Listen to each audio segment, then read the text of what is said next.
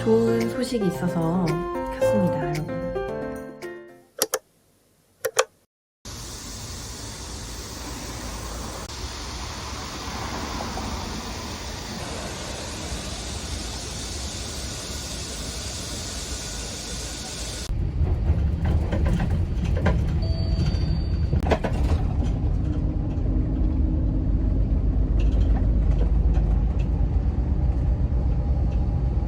있습니다. 02-596-9006 대리굿 차명외과 의원.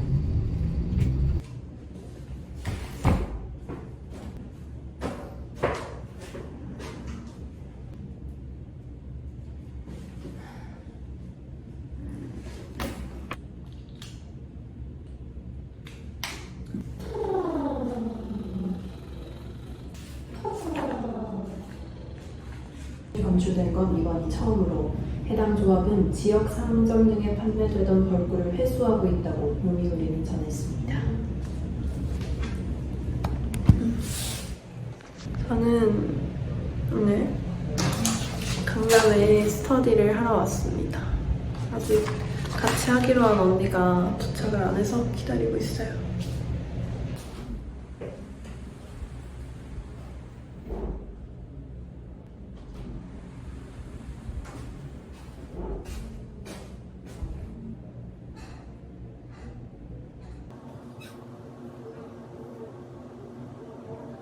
보도에 따르면 후쿠시마현은 전날 나이에마치 사와카미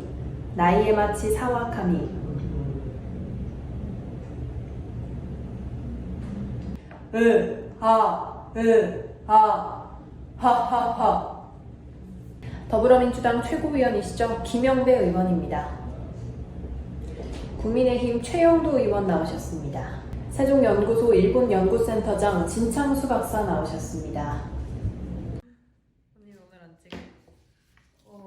나 브이로그 이제 음타하면서 꿀렁꿀렁 가는 흐름이 있는 것 같아요. 기준치를 초과하는 방사성 물질 세슘이 검출됐다고. 이렇게. 오케이. 큐. 후쿠시마현 벌꿀에서 기준치를 초과하는 세슘이 검출된 건 이번이 처음으로 해당 조합은 지역 상점 등에 판매되던 벌꿀을 회수하고 있다고 요미우리는 전했습니다. 국내 코로나19 백신을 접종하는 의료기관에서 지금까지 백신을 잘못 접종한 비율이 0.0002%로 집계됐습니다. 걸리는 것 같아. 0.0002%로 집계됐습니다. 근데 읽을 때마다 좀 그렇게 해요. 도쿄올림픽 다음 시청자 여러분 안녕하십니까. 생방송 심야토론 추재윤입니다. 수요일에 최악이라는 평가를 받는 한일 관계 돌파구가 될 수 있을지 오늘 생방송 심야토론에서 집중 토론해 보겠습니다. 네, 어서오세요.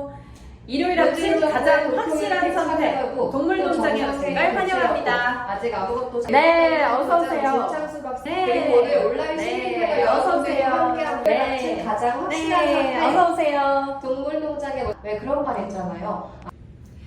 시청자 여러분 안녕하십니까. 생방송 심야토론 추지윤입니다. 도쿄올림픽 다음 주 금요일에 개막됩니다. 문재인 대통령의 개막식 참석 여부가 관심사인데요. 현재 한일 양국은 올림픽을 계기로 한 정상회담 개최 여부를 놓고 막판 논의를 이어가고 있습니다. 과거사 문제와 수출 규제, 또 원전 오염수, 그리고 지소미아까지 복잡하게 얽히고 설켜서 수교일에 최악이라는 평가를 받는 한일 관계의 돌파구가 될 수 있을지 오늘 생방송 심야 토론에서 집중 토론해 보겠습니다. 네. 네, 어서 오세요. 일요일 아침 가장 확실한 선택, 동물농장에 오신 걸 환영합니다. 왜 그런 말 있잖아요. 아무리 나약한 사람이라도 어느 순간, 결정적인 순간에 초인적인 힘이 생겨나기도 하고 갑자기 어떤 용기가 막 불끈불끈 생겨나기도 하잖아요. 아마 이 소녀 역시 그랬던 게 아닌가 싶은데 무슨 얘기인지 궁금하시죠? 화면으로 바로 만나보시죠.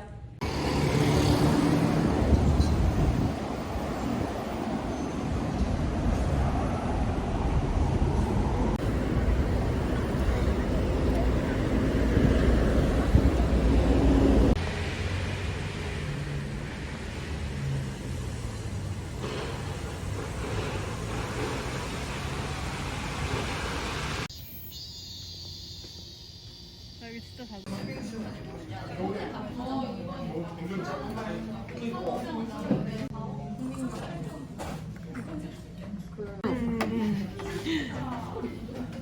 자랑해야지. 그때 뭐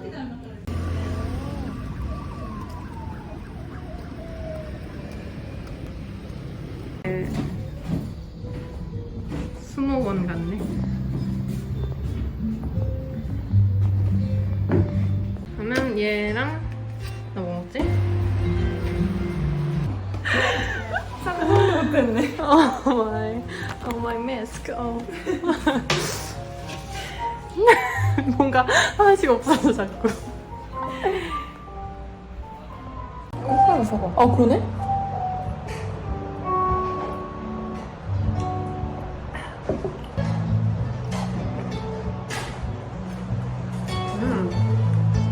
아주 부시해요.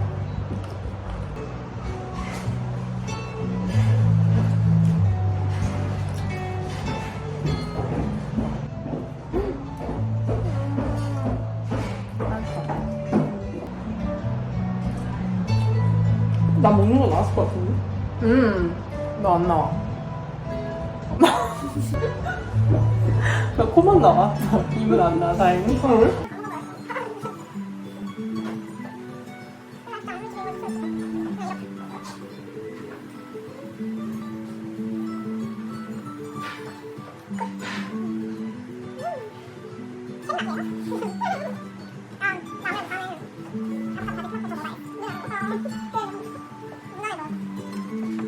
탈진데 핸드폰을 돌려버렸습니다. 예쁘지 않니? 안 예쁘나? 우와. 저기 저 게임 있다 저거. 뭔지 알지? 저 진짜 많이 했는데. 저 그 이름이 뭐였지? 팔방 뛰기? 아무도 없는 인생 네컷. 이야. 헷. 큐티. I'm cutie.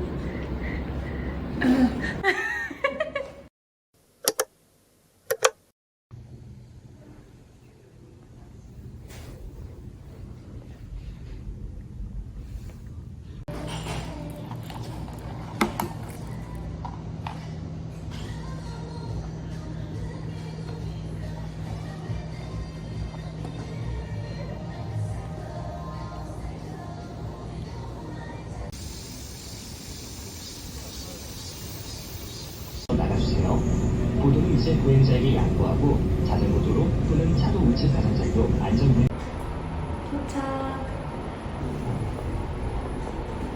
해주셔야 다음 문장이랑 잘 이어붙게 들릴 것 같아서. 한국의 갯벌이 유네스코 세계 자연유산에 등재됐습니다. 문화재청은 오늘 제44차 세계유산위원회가 한국의 갯벌을 세계유산 목록에 등재하기로 최종 결정했다며 세계유산협약에 가입한 194개국 중 투표권을 가진 21개국 위원이 21개 위원국이 안녕히 가세요. 자금을 포함한 34를 최대한 신속히 집행해달라고 당부했습니다. 이번에 세계유산으로 등재된 한국의 갯벌은 서천갯벌, 고창갯벌, 신양갯벌, 도성 순천갯벌 등 총 4곳입니다. 의 주제로 임시 국무회의를 열고 2차 추가경정 예산 배정 계획안을 심의 의결했습니다. 국회가 오늘 새벽 코로나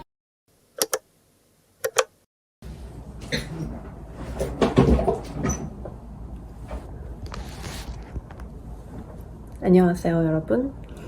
오늘도 뭔가 브이로그가 급하게 끝난 느낌이 없지 않아 있었죠? 제가 브이로그에 담지 못했던 상황을 말로 좀 얘기해 드릴게요. 우선 제가 왜 이렇게 예쁜 드레스를 입고 있냐면 사실 오늘 이 옷 입고 오디션을 보러 갔어야 됐는데 그게 일정이 변경이 돼서 옷 빌린 게 무용지물이 됐어요. 근데 그냥 아무것도 안 하기는 아까우니까 4만 원 주고 빌렸는데 그래서 집에서 화장도 열심히 하고 머리는 이렇게 물결을 제가 혼자서 해봤는데 망한 것 같아요. 이렇게 카메라를 켠 이유는요. 좋은 소식이 있어서 켰습니다, 여러분. 얼마 전에 스포티비 리포터 시험 과정을 영상으로 보여드렸잖아요. 결과를 기다리고 있었는데 저번 주에 제가 합격했다고 연락이 와서 지금 회사에서 인턴으로 교육을 받고 있습니다. 제가 노력하는 만큼, 제가 공부하는 만큼 방송에 빨리 투입될 수도 있고 방송에 아예 안 나올 수도 있고 그렇거든요. 꼭 방송에 나갈 수 있도록 열심히 공부하고 배우겠습니다. 교육받는 장면을 영상으로 찍기는 좀 그래서 못 찍어서 브이로그에 담지 못했어요. 그래서 이렇게나마 카메라를 켜고 말씀을 드립니다, 여러분. 짠! 하루에 단신 100개 읽기. 오늘 옷도 예쁘게 입었으니까 일어나서 좀 해볼게요. 안녕하십니까, 추지윤입니다. 11월 18일에 치러지는 2022학년도 대학 수학능력시험에 백신 미접종자도 응시가 가능하다고 교육부가 밝혔습니다. 지난해 방역을 위해 수험생 책상에 설치됐던 칸막이는 올해는 점심시간에만 설치됩니다. 문재인 대통령은 장관급인 국가인권위원회 위원장 후보자의 대북 송금 의혹 사건 특별검사 등을 역임한 송두환 전 헌법재판관을 지명했습니다. 안녕하십니까, 추지윤입니다. KBS의 보도로 알려진 중국 배드민턴 선수의 경기 중 욕설 논란에 대해 대한배드민턴협회가 공식 대응하기로 했습니다.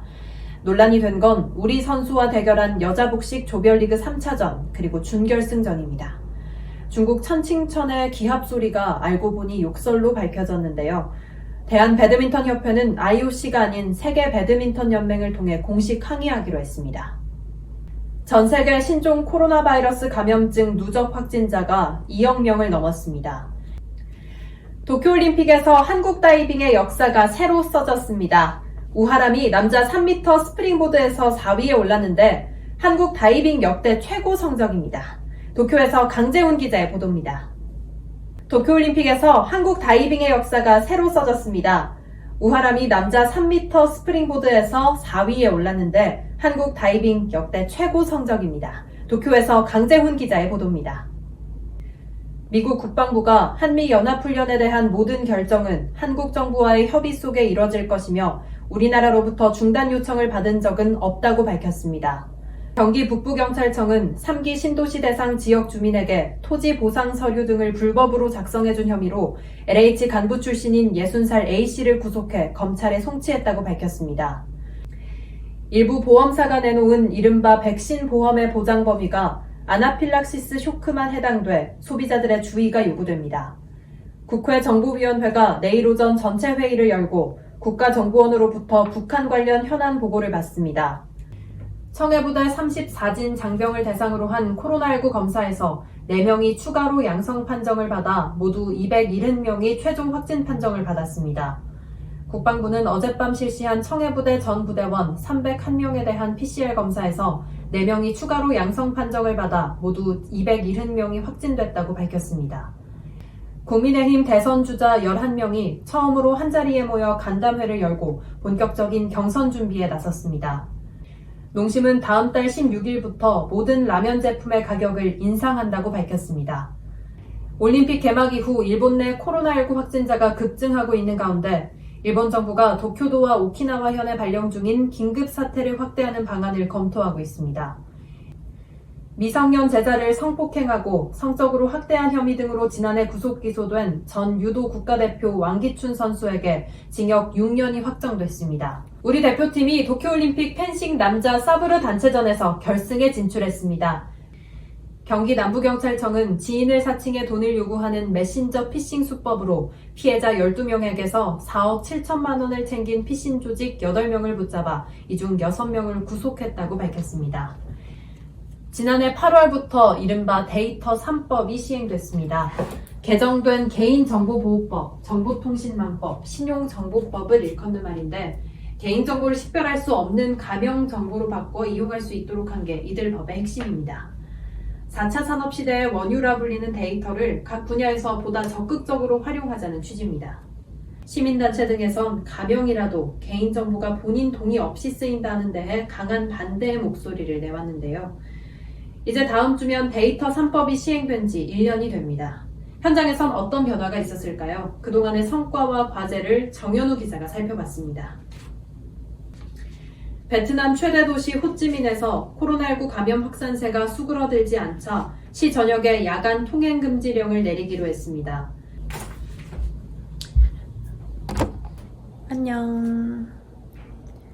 다음 영상에서도 만납시다.